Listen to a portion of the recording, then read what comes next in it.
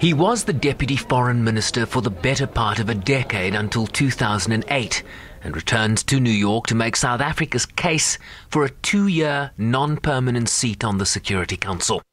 I hope we'll get a chance to talk about the broad African challenges and how, when we're talking of peace and stability and all, how do we then deal with the issue of growing poverty, inequality, unemployment? And as you know, that's a huge challenge, not only for South Africa, but for many other countries in the world.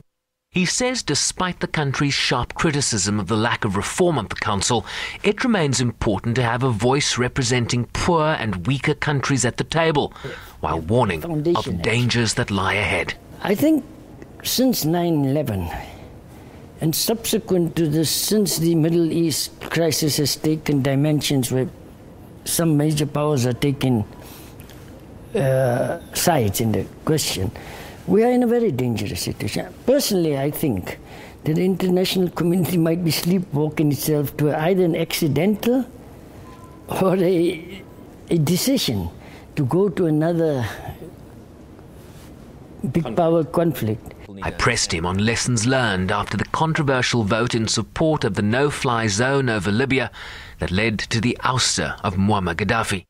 My own view was that once that clause was inserted by any means, then we should have expected that that resolution, outside of that it was quite an innocent resolution, but they had already been building up to a regime change in Libya. There was already a momentum.